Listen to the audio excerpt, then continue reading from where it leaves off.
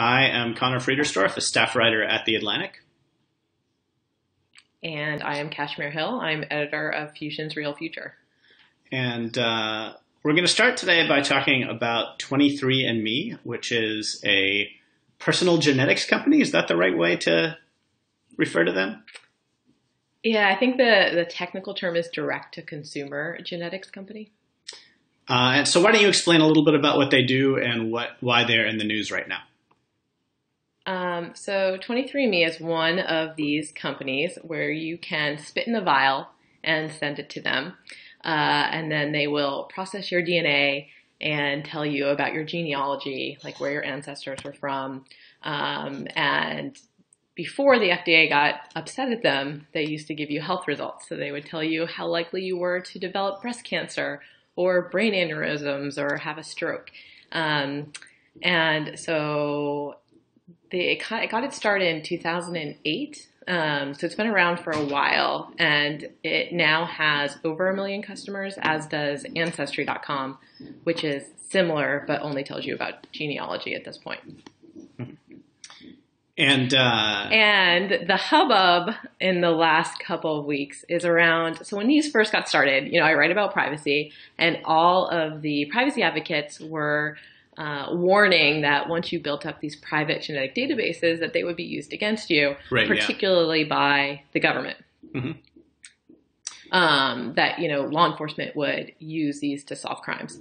And now, basically in the last year, police have actually started doing that. There's a case that became very public involving a New Orleans filmmaker. And the police were trying to solve a cold case from 1996. They analyzed genetic material from semen from the crime scene, and they found a match in a public genetic database owned by Ancestry.com to the father of this New Orleans filmmaker. So they went and questioned him, and he basically became a suspect in this crime. He was ultimately exonerated, but it was the first really public example we saw of the private genetic databases being used by the government. But when I saw that story, I wanted to know how often it was happening. So I reached out to Ancestry and 23andMe, and they said it has happened a few times. Ancestry says that they have cooperated with the government when they had the proper court orders, and 23andMe said, they've resisted all of the requests, and then they've subsequently released a transparency report, and it says that the FBI and state law enforcement have come to them 4 times trying to get information that related to 5 of their customers. So 5 of 23andMe's customers are basically genetic suspects in some kind of ongoing criminal investigations. And I hope I'm not one of them, because I'm actually a 23andMe. So essentially the FBI say will find DNA at a crime scene, go to these companies and say, tell us if you have a match? Yeah, it's either, so we don't know, 23andMe and Ancestry.com don't want to say too much. In the one really public case we know about, they had genetic information from a crime, and it matched a family member of somebody that was in a database. Okay. It may also be that, the police suspect somebody who is related to a crime, and they want to get their DNA from a company so that they can run it against open crimes. So it could go either way. And the companies haven't told us exactly what the other cases, what happened in those cases. So it's possible that if I have a sibling or a parent who decides to put their DNA in this database, then that could somehow help identify my DNA somewhere? Yes. Okay. Yes, because we share DNA with relatives. So there's one really famous case of this where, so most of us are not in genetic databases, but if you have been convicted of a crime, or even if you've been arrested, now police will take a DNA sample from you, and there's a national FBI database, and they've done familial searches of that database, and have been able to identify people who have committed crimes. The most famous case it was the Grim Reaper serial killer. He was active for a long period of time, and they never caught him. And then his son, his son's DNA ended up making his father a suspect. It's like they trace the son's DNA back to his dad because they did have genetic samples from the case. So that's the weird thing. Like if I decide to sign up for 23andMe, I put my genetic material in there, like assuming that I'm never going to commit a crime and it'll be used to trace back to me. But I've also put in the DNA of my sisters and my parents and future children I would have, or my nephews, my nieces. I'm implicating everybody by putting my own DNA in there. Right.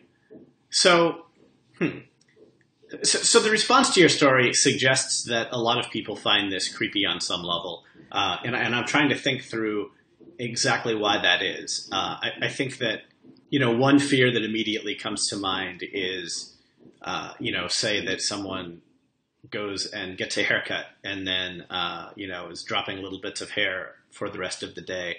And they happen to pass by someplace where a crime is later committed and their DNA is found there. We can think of these scary stories of, the wrongly accused person who's implicated in this fashion. Beyond those kinds of cases,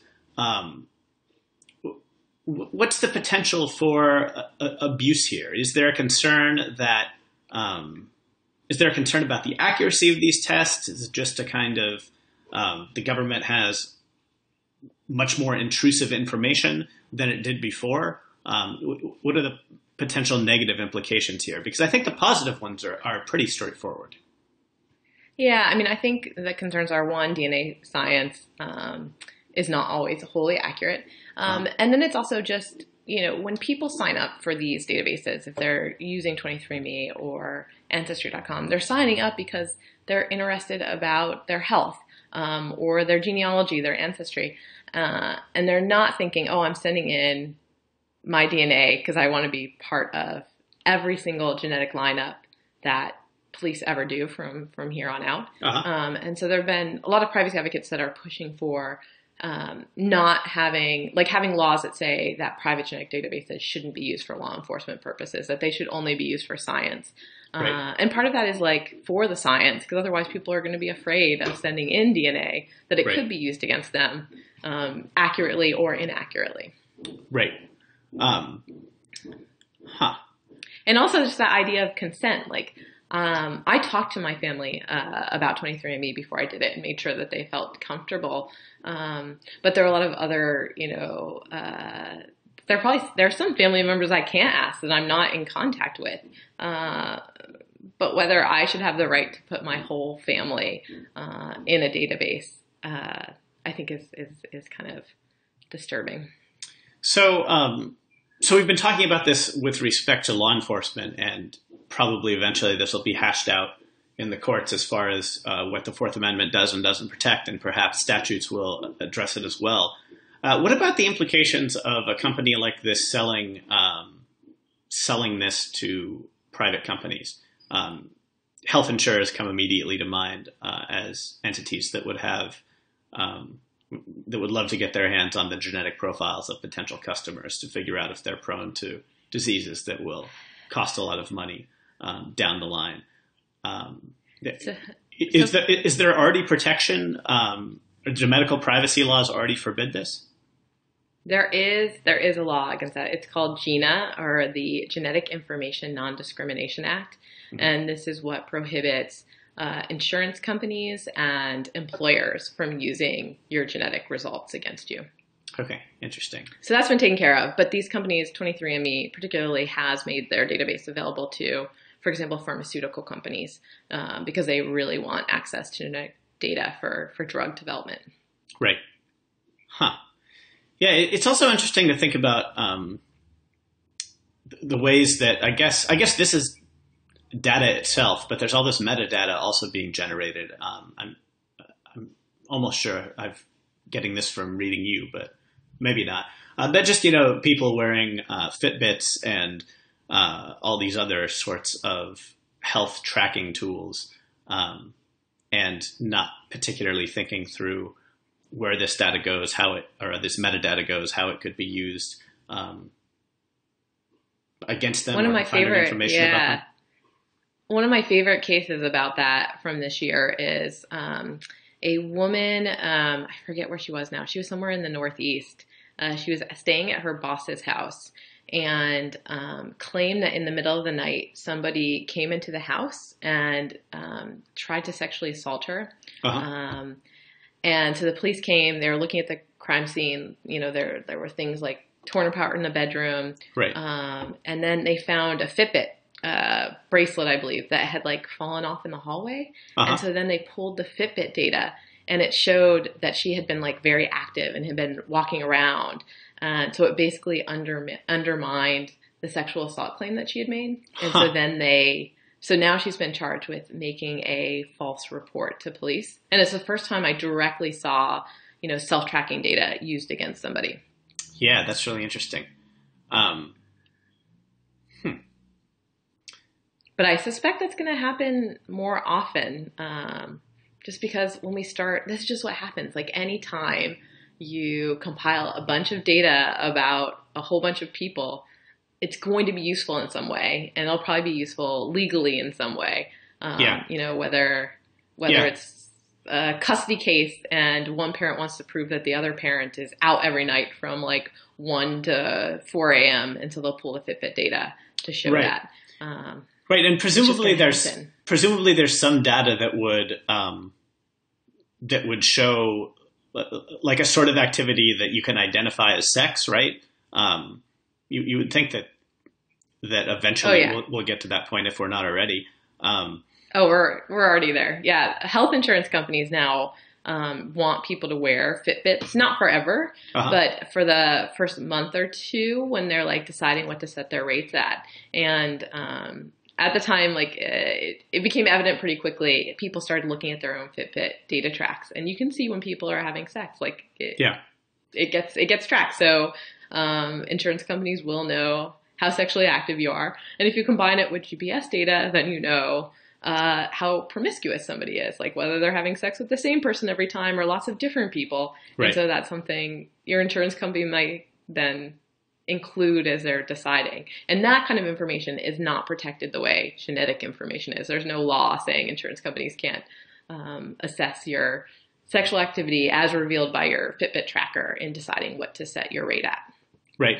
Yeah, I wonder at what point, if any, we undergo a large shift where we decide that we're collecting all of this data that could be useful in more and more ways, but those ways aren't ultimately worth it. I'm always struck by the intrusiveness and the kind of horrific process that you see in a lot of divorce trials, where the process of separating assets is, in order to do that as well as possible, we do all of these things that everyone involved finds very unpleasant and that is very intrusive to the privacy of both the participants in the divorce case and sometimes to others.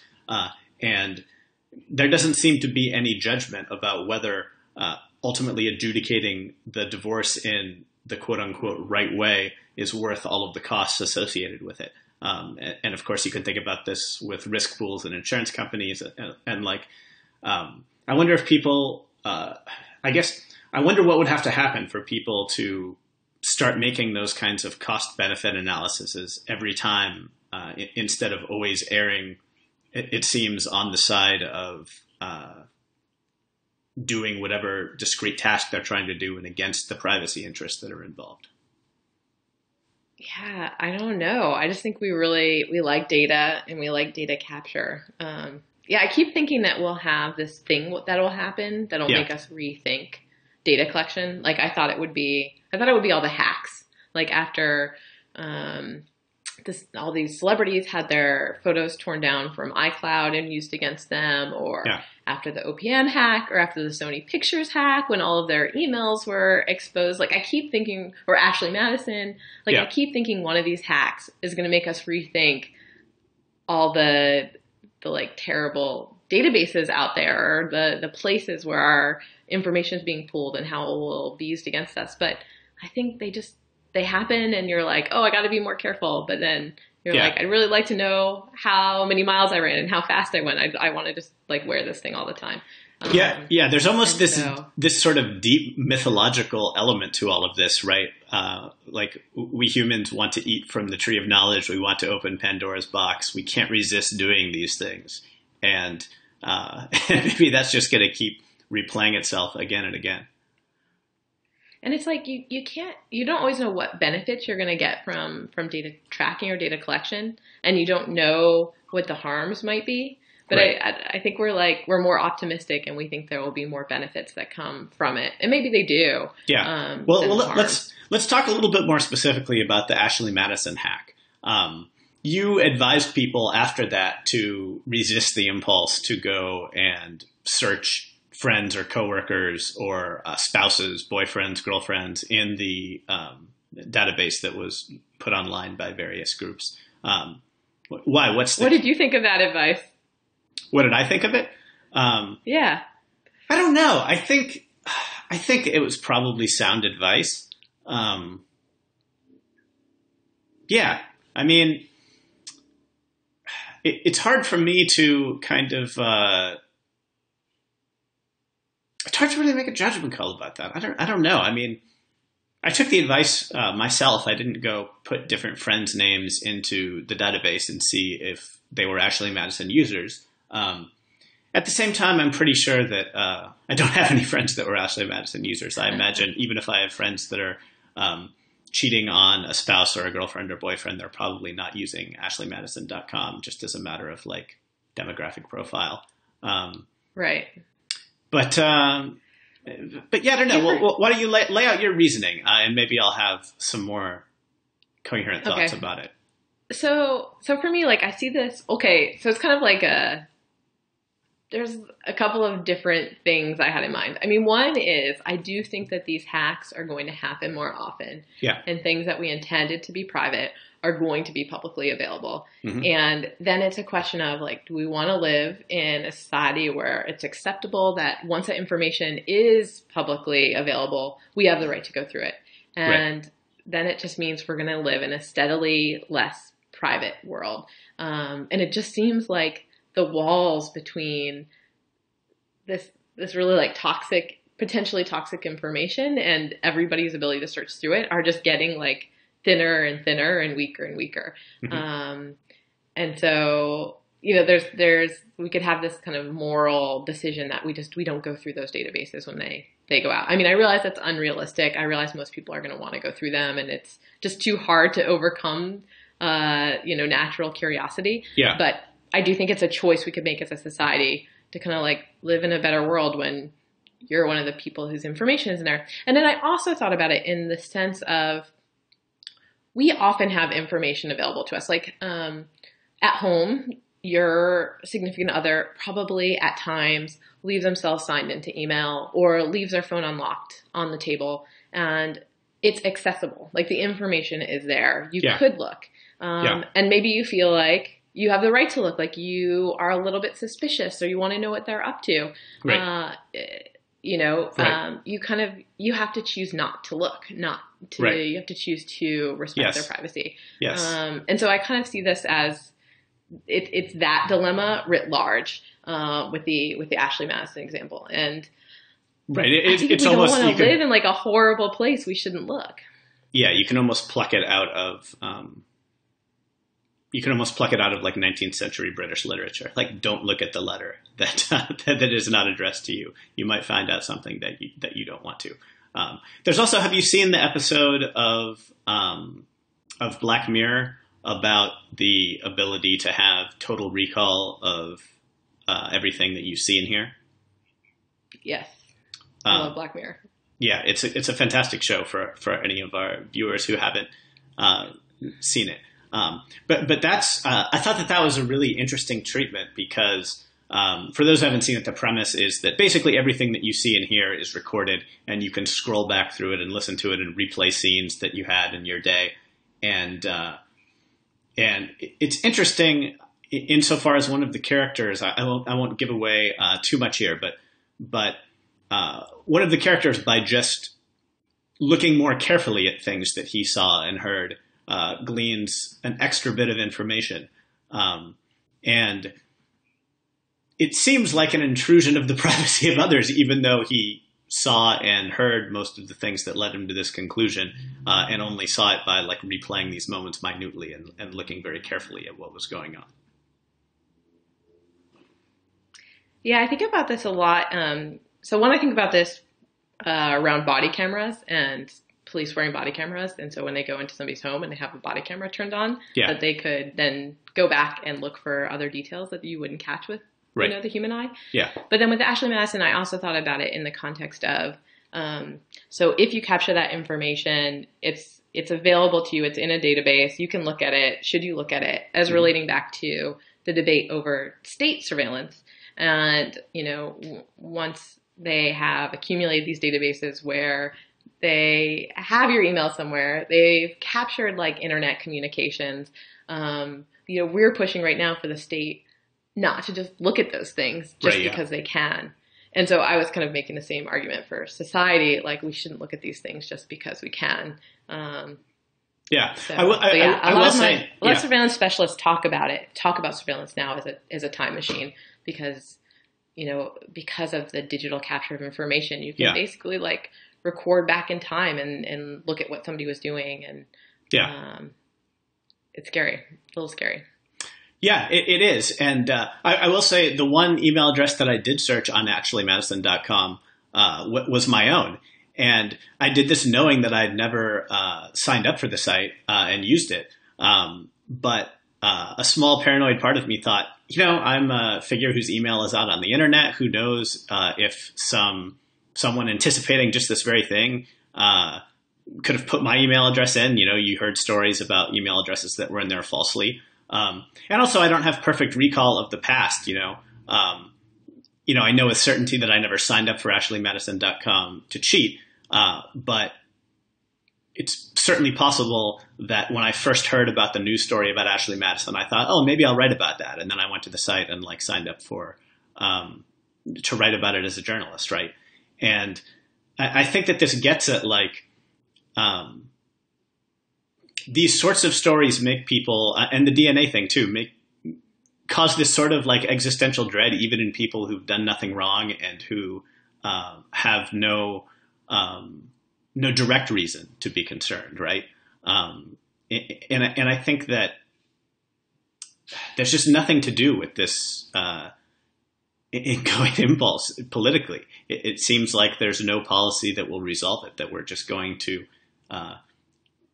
on one hand, maybe keep having this anxiety, or on the other hand, I suppose a counterargument to what both of us are saying is that I suppose there's a case that we'd live in a better world if everyone was out of the closet sexually, and if everyone was out, people couldn't hide their marijuana use, and like the very fact that these behaviors are in the closet causes harm insofar as like the drug war would be unsustainable if the true marijuana use of everyone was known, right? Insofar as attitudes toward homosexuality changed for the better when more people were out of the closet and people saw, oh, that guy's gay, that undermines all of the negative stereotypes that I had about this group, right? There is a kind of case for I guess, for transparency. It's not a case I'm particularly persuaded of fully, but I do think that there are these examples where it's had a salutary effect. Yeah, I think sometimes transparency can be good, but I think full transparency there's just so many dystopic novels written about that. Yeah, absolutely. For a reason. Absolutely.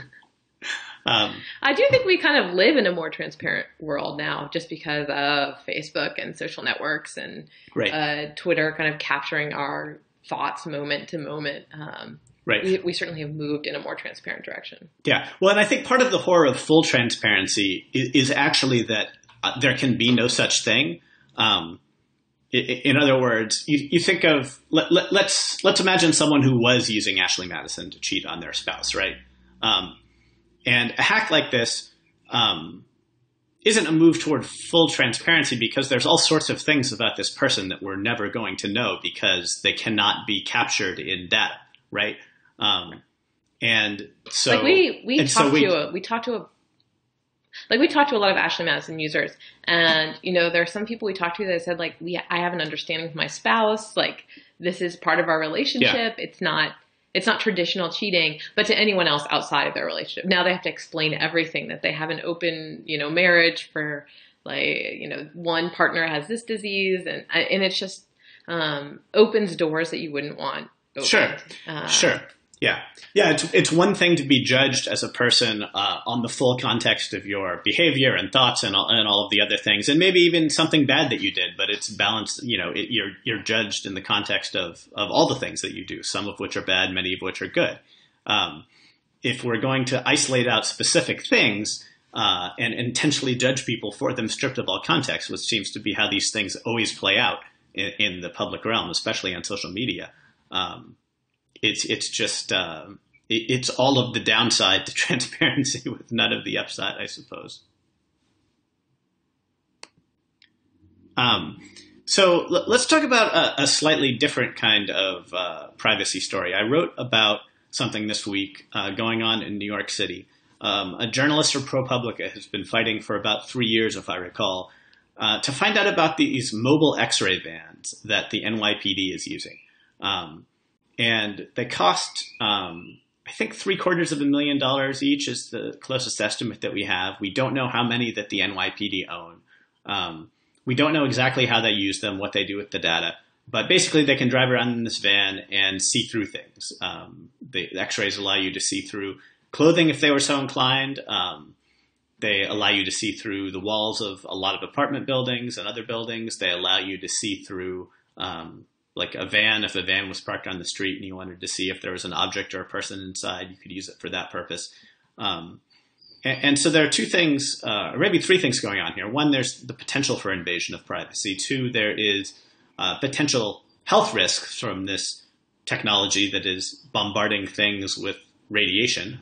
We don't know if they do this to apartments with people inside, if they do this to vans on the street as people are passing by within range. They're clearly not giving people on the streets of New York lead vests as they do this. They're trying to keep it a secret. And I guess the third question is, should a police department be able to adopt a technology like this in order to fight terrorism? I think that that's the purpose here, is to fight terrorism. Should they be able to adopt these things without bringing this technology to the public? And to me, this is one of the most indefensible parts of what the NYPD has done. They have adopted this technology that would clearly bother a lot of New Yorkers. If you put it to a vote in the New York City Council, I don't know that they would approve this. If you put it to the vote of all New Yorkers, I don't know that they would sign off on it. But the NYPD has chosen to do this in secret and sort of short-circuited democracy, as if there's some kind of spy agency operating on foreign territory, as opposed to a municipal police department that ought to be subject to what New Yorkers want. Yeah, it seems like on a budget question alone that the public should have a right to say whether they want $1 million, nearly $1 million per truck spent. But yeah, we keep seeing this come up around, most recently, the debate on stingrays, which are these, they simulate a cell tower, and they'll that phones connect to them, and police can find the phone of somebody they're looking for, and they were getting used for years secretly, and people didn't know about them, and they finally got exposed because they essentially were referred to obliquely in legal filings. And then once they were exposed, we decided that police departments and federal agencies need to get warrants to use them, which they were not previously doing, because that was basically how the public felt about the use of that technology. And so I always find it troubling when there's something like this happening where you don't know why they're using it, how they're using it, how many they have. I realize that there are certain benefits to not having your enemies or your criminals know how you might find them. But I think public interest and public desire for how these technologies should be used outweighs that. Yeah. And I also, when I tweeted this story, and the immediate reaction from my legal followers was, don't they need a warrant to do this from the Supreme Court case, the Kylo Supreme Court case? Yeah. That says you can't do x-rays of people's houses without getting, that is an unreasonable invasion of privacy. I find that when I tweet stories like this, or when I talk about them with friends of mine, a reaction, it's certainly not a universal reaction. A lot of people follow this stuff and know what's going on. But a lot of people also view stories like this as if I'm telling them some crazy conspiracy theory, right? And there is this kind of dystopian element of like, really a police department is driving around with x-ray vans that can look through clothes and through walls, and like it seems like the stuff of science fiction. It's striking to me. The Atlantic published a story in its last print issue by Walter Kern, and it was basically a long essay making the case that if you're not paranoid, you're crazy. And he was sort of apologizing to various people he's encountered in the past that he thought of as, quote unquote, tinfoil hat types, that turned out to be totally right about a trend in technology or something that the government was doing secretly. And I think that there's a cost to this. It's hard to quantify, but when the NYPD is going around and doing something like this with mobile X-ray vans, it makes you wonder what else they're doing that we don't know about. And it also feeds into a kind of paranoia that is going to cause some people on the fringes to imagine nefarious things that aren't happening, creating needless anxiety and perhaps having other deleterious effects on society. So, I certainly think that there are a lot of costs, even beyond the anti-democratic nature of keeping this stuff secret. Yeah. I do think, I really enjoyed that story, actually. I think that's been like the biggest conversation I've heard around in the kind of the post-Snowden era, is that all these people were basically called crazy and paranoid and conspiracy theorists for so long. And then basically things they'd said were happening. These PowerPoints that came out and documents prove that they were in fact happening. I think it makes it really hard. And I am very intrigued by what effect this is having on people who do have like mental illness or unreasonable levels of paranoia.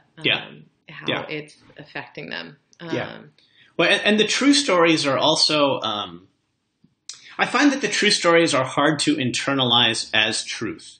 And I guess what I mean by that is you take a lot of the Snowden leaks, right? And they spilled out over weeks and months in a lot of very complicated Washington Post and Intercept stories, or Guardian stories, I guess, at the time, and then later Intercept stories. And I really think that if the newspaper that I got my start at, the Inland Valley Daily Bulletin out in the Inland Empire, it served like Ontario and Upland and Rancho Cucamonga and Claremont. And if the Inland Valley Daily Bulletin and like the local NBC affiliate in the Inland Empire, like if these news organizations just started reporting the Snowden leaks as if they were new, right? Like if the front page of the newspaper just said that the National Security Agency is collecting data on practically every phone call made in the United States, right? I really think that a lot of readers would look at that and be like, wow, they're doing that? That's incredible. Like, hey, spouse, look at this. Like, can you believe this? Like this X-ray van story, it is basically like 3 years old. ProPublica has been pursuing it for that long. I saw once I started writing about it that someone had written in like 2010 about the federal government, federal law enforcement using this kind of thing. As someone who colleague, actually, Andy Greenberg, wrote about that years ago. I was like, oh, this looks familiar. Yeah. And I didn't see it at the time, or maybe I saw it and was busy and skipped on to something else, right? But even as someone who follows these things very closely, I didn't know that. And there's this weird, I get this sometimes in the comments of Atlantic articles I'll write about some subject that has been reported on before, or it's, someone has known this knowledge for a while. And a commenter will say, oh, this is old news, as if to question why I published it or the importance I gave to it. And my kind of mental response is always, well, it's new news to the vast majority of people who are reading it. And like, what does, why are we so attached to newness when we're deciding what's newsworthy? I think that is a mistake, and that maybe there's a case to be made for every once in a while, just reminding people, hey, this really crazy thing that's hard to internalize as something that's actually happening because it's so unbelievable is in fact still happening 5 years later. And if you didn't see it 5 years ago, you should know that this big important thing that people aren't paying enough attention to is going on. Yeah, I think check-ins are good. I mean, having reported on privacy now for almost a decade, I definitely see things basically cycle back through. Yeah. And they seem to be as shocking the second or third time as they were the first time. Yeah. So as a writer, as a journalist, I'm always trying to keep that lens on my world of not getting so jaded and thinking everybody knows this, I'm not going to report about this. Yeah. But it's hard to do once you get really steeped in that area. Yeah, it is hard to do once you know all the things yourself, and also, but yeah, it's hard to figure out when a subject or a critique or an article is going to quote unquote go viral, catch the zeitgeist, really hit people in a way that they internalize the knowledge. So, and this actually relates to another story you wrote recently, an interview with Edward Snowden that you did. He's kind of faded a lot from the headlines, and yet is still there saying, I would argue, newsworthy things, and his the information that he released continues to bear fruit. What did you learn? There's been a lot of Snowden interviews, obviously, before yours. What did you learn from your interview that you hadn't heard before, that struck you in a different way? What were your thoughts on doing it? So actually I asked a few people who I really respect before I interviewed Snowden for what they were curious about or what questions they had for him. Uh-huh. And you were one of those people that I reached out to. Indeed. And your question was, what advice you would have for other whistleblowers. And that for me was the most powerful part of my interview with him. So we recorded this, and it was part of an awards dinner that EFF does for internet freedom fighters, essentially. And so it was a Skype interview that we didn't put online. But during the interview, which we played, he got choked up, and it was hard for him to actually say this. But I'm still intrigued by how Snowden decided to kind of buck his whole life, to completely disrupt it.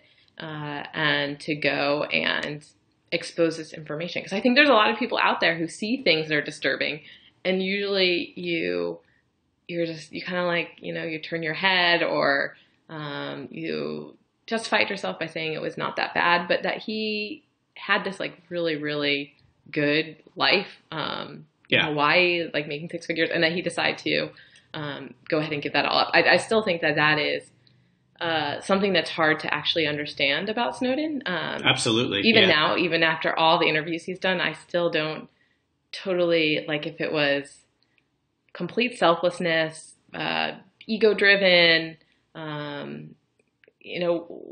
what it was. But that was a powerful moment for me. And I saw a little bit, I saw, in how emotional he got. I really do think there's some kind of a deep sense of wanting the world to be a better place in Snowden. But that for me was probably the most interesting thing.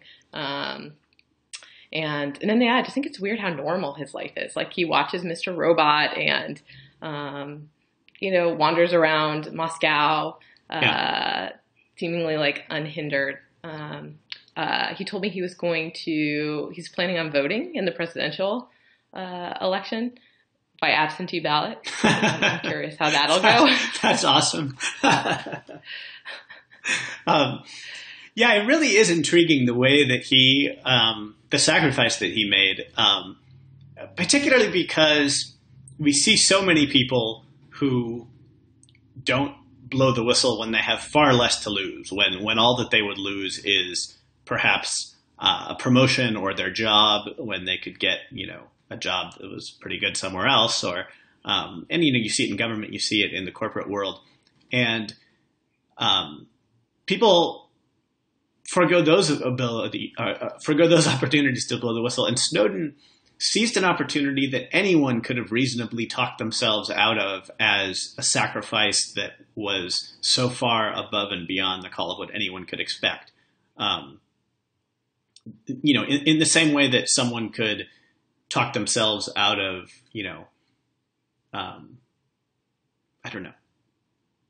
donating an organ in a very risky operation that could kill them for the sake of saving someone else's life, right? I don't know what it was about him I wonder what Daniel Ellsberg would say to that. I wonder if he would have any insight, although I guess there's no way of knowing if they were motivated in any part by the same thing. But Ellsberg certainly seemed to identify with Snowden after his identity was first revealed. I'd love to see these people's journals from the months before they decide to leak. Like, what was really going through their heads? Because it's easy, I think the narrative changes when you have hindsight. Yeah. And so Snowden can present it to us in a certain way now, knowing, it really had a huge impact. In terms of, public awareness and actually affecting some change to how our surveillance state works now. But yeah, I'd love to see what he was writing in his diary as he was deciding whether or not he was going to do this, or Ellsberg's more dated diary. Yeah. So one last subject I wanted to say something about. I've been writing a few pieces on microaggressions at The Atlantic. And it's a word that I sometimes put scare quotes around because I think that it is a misnomer. I think that these are micro comments that are offending people in small ways, but I think that they are not aggressions, and that calling them aggressions plays into this more widespread notion, especially on college campuses, but also elsewhere, of conflating speech and violence. You see this when people talk about creating a safe space on campus, and what they mean isn't a place that is actually safe by the familiar definition of safe, but a place where they will not hear speech that emotionally upsets them, right? One thing that fascinates me about microaggressions is that my experience of the social justice community over the last decade and a half that I've been observing them, going back to when I was in college myself, is that they've always made a case that American society makes a mistake by focusing on individual racism, and that it's actually institutional racism and systemic racism that we ought to be focused on and worry about and seek to remedy. And yet in the same academic subculture where that notion arose, that there's this notion that seems totally at odds with it to me, that microaggressions are something that we should focus on, when by definition these are individual person-to-person acts that stem from people's personal wrong-headed ideas, prejudices, implicit biases, some people would say. And so it seems that there's, to me, an unresolved tension. In fact, few that I've seen in the academic environment even recognize, as far as I can tell, that there is a tension there. I was curious to ask you about the larger phenomenon of microaggressions, because there does seem to be this overlap with the sorts of technology issues that you write about, the rise of social media, the subculture that you see on Facebook and Twitter of offense taking and calling out. And I don't know. Do you have any thoughts about it? Yeah, I think I've been following your writing on this. I'm still kind of wrapping my head around it. But I think there's just the world that we live in now, where like everything is documented, like part of it is that the behavior gets documented in this new way. Like, so it seems like a lot of these kind of scandals come out of like email lists, or that's where the publicity comes from, that like it gets shared on Twitter. And it just seems like it's so much easier now to document the microaggressions and then share them with a larger community. And it then like moves outside of a small circle and escalates out into, you know, like a national scandal, or just like a bigger community. And it just feels like we live more and more in a kind of micro world where, and sometimes like small things do represent larger trends, but it just seems like sometimes I feel like we're just caught up too much in like little tiny trends that we start missing a bigger picture. And I think we live in a world that really likes shaming. It makes you feel, you know, it's a lot harder to solve an institutional problem, but to shame one person for doing something wrong, it feels like you're doing something in that moment. You're solving that small problem, and then maybe shaming this person will make lots of other people rethink their behavior. But I don't know how effective it is in the long term. Right, particularly because the way that these instances of shaming play out, I think people would be a lot more anxious and about being shamed if the rules were clearer and it was more predictable when you were going to run afoul of the hive mind. But in fact, the way that it plays out, oftentimes the people who end up being shamed were totally unaware that they were doing something that was going to get them shamed. And so everyone constantly has the feeling that at any moment they could be the kind of ritual sacrifice of the social media culture. I wonder if, I guess I also feel some sympathy for the college students who are being taught this culture, because as I'm sure you can relate to, perhaps even more than me, to be a journalist on the web these days is to face a pretty constant barrage of criticism, of ad hominem, of some nasty insults, sometimes even things that would rise to illegal threats and harassment. And the people that I know who seem to deal with this in the healthiest way, for themselves and their quality of life, tend to try to keep it in perspective and brush it off, rather than obsessing or getting angry over every micro slight. And just in my personal experience, I think that I would be very ill-served for my own mental health and quality of life if I were to focus more even on the times that I was most mistreated by other people online. And I think that there's a certain wisdom in trying to make oneself resilient to what other people are saying and to brush it off to the extent possible, rather than focusing on it and demanding something like justice in each individual circumstance. Yeah, it's funny. Actually, one of the worst harassment things that happened to me was the last time we spoke on Blogging Heads, I had just written a post about black boxes and how people were overreacting to data collection by cars. And InfoWars got very upset at me over this post. And so they took the video that you and I had made for Blogging Heads and like recut parts of it and made this whole narrative about how I was part of the Illuminati. Wait. It was really, and they put it up on YouTube. It was like a 12-minute video. Did they literally accuse you of being part of the Illuminati? Yeah, they had a whole, I used to work for, a law firm, and Eric Holder was a partner at that law firm. So obviously I was like doing the Obama's Obama administration's bidding. Anyways, it was pretty crazy. I found it very amusing, actually, because it was so crazy.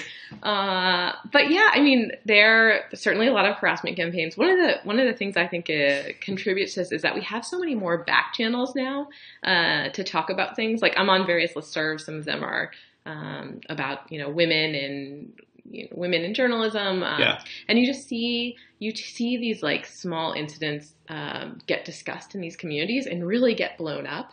And sometimes I'm very uncomfortable with it. I'm like, I just don't think this is as big a deal as it's becoming because we're all talking about it on this listserv. So I think there's a lot of like back channel blow up that happens. And again, it's because of technology and our ability to discuss things in different micro communities. And sometimes that's great. And then sometimes I think it just leads to some things becoming bigger deals than they are. And instead of talking about it with the person in the moment, we kind of like collect it and then take it back to some other community and talk about it there instead. Yeah, it's tough because there's no one rule to apply, right? There are these instances of a person suffering from the cumulative burden of lots of people doing small things, right? I think that probably catcalling is the best example of this, where no one instance of it is particularly damaging, but if you're a woman whose walk to work every day involves going by 6 blocks where you're constantly being harassed and catcalled, it imposes a pretty big cumulative burden on your life. And some of these social justice frameworks have been useful for understanding that kind of insight. I think that there's also this parallel thing where if you're on a college campus and you have some micro slight that's being directed at you, whether once or multiple times, there are some times when perhaps it is the content, the substance of this that is the thing that's really bothering you. But I think that other times the thing that is bothering people is the notion that they're being disrespected, and that's contingent on the ideas that are inculcated in the larger culture about what is legitimate speech. So if you're in a subculture, comedy is a good example of this subculture, where if you're a comedian and you're sitting around with a bunch of other comedians, there's nothing that's off limits about joking about something, right? If you come in and you say that your father died, people might try to lighten the mood or make you feel better by making you laugh and make some inappropriate joke about your father dying. And in the comedy subculture, everyone would see that as an unobjectionable thing. Certainly, even if someone's feelings was hurt by it in the moment, which might be understandable, no one would think that the person was being disrespected.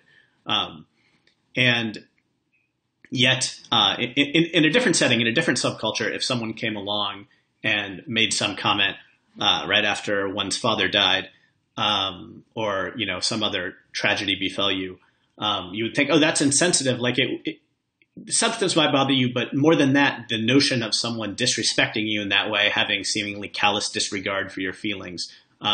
So there's a relativistic element here. And I fear that on college campuses, the way that things are being framed are pushing people to feel needlessly disrespected and attacked by the very existence of kind of unfettered free speech that I think is pretty necessary to critical inquiry and to exploring ideas and hashing them out. And so I think it's kind of ill-serving the people that it's meant to help in many but not all ways. Again, it's hard to have a bright line and sort of tease things out completely. What kind of reaction have you gotten to your series of articles on it? It's been all over the map. I've published a couple of follow-ups with reader emails that are pretty diverse. I would say one point that I really want to make over and over again is that when engaged in these conversations, critics of the kinds of pieces that I'm writing and of any pushback to microaggressions or other aspects of social justice culture will kind of default to the argument that as a white man, I can't really understand this, that I have no right to write against and undermine the people of color on college campuses who are using these tools, and that it's their perspective that counts. And what bothers me about this is that it isn't quote unquote people of color or Black people or Hispanic people or Asian people who are putting forward these notions and white people who are criticizing them, right? They're coming up in a very specific subculture, in a sub-ideology of that culture. It's I would say campus progressives is a much closer approximation of who is putting forward these ideas. And I'm pretty confident that if you polled Americans generally, I'm pretty confident that a majority of people of every race would find lots of aspects of social justice culture on campuses ridiculous. Certainly the email that I get suggests that lots of Black people as much as white people, lots of Hispanic and Asian people as much as Black people are critiquing these frameworks and think that they're harmful in a lot of the same ways that I do. And so, I don't think that identity is always irrelevant to arguments that are being made and perspectives, but I think that there's a kind of illegitimate maneuver to cast these things as the position of marginalized people that non-marginalized people are attacking. And in fact, these kinds of things are arising among an ideological population in extremely privileged places. If you're, it's mostly happening on elite college campuses to people who have opportunities that 98% of humanity would kill for. And so I guess I would say that framework always kind of bothered me. And the emails that I've gotten have borne out the diversity of opponents to these frameworks as well as supporters of them. And I imagine you get a lot of people who say that you're making an anti-speech argument to support free speech. Tease that out a little bit more for me. In other words, well, that you're anti-people airing microaggression slights. That's an anti-speech argument that you're making, right? In order to support a pro-speech, people's speech not being policed. Yeah, I do get that a little bit, not too much. I think because I've been pretty careful to distinguish between. My position is basically that it is actually a good thing to have forums to air. To have forums to air things like catcalling that are a cumulative burden that people engaged in individual instances of it don't necessarily realize it's a cumulative burden. I think that quality of thing, it's very good to have forums where people can learn more about these kinds of things. And, it's generally good for people to not needlessly hurt people's feelings, to be sensitive to other people's perspectives.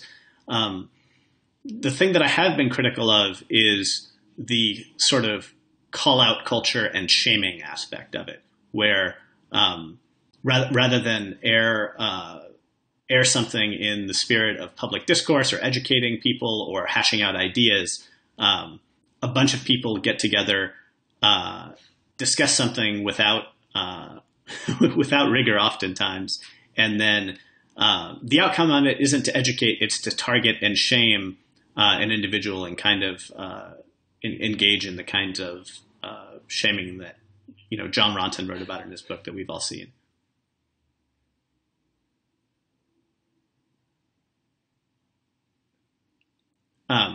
So I think that is all I've got. If you have any other thoughts on microaggressions, I'm happy to hear them. But otherwise, I enjoyed it, and we should do it again sometime soon. Cool. Yeah. The only other thing I was thinking of is just kind of going back to the hacks and this idea of slights.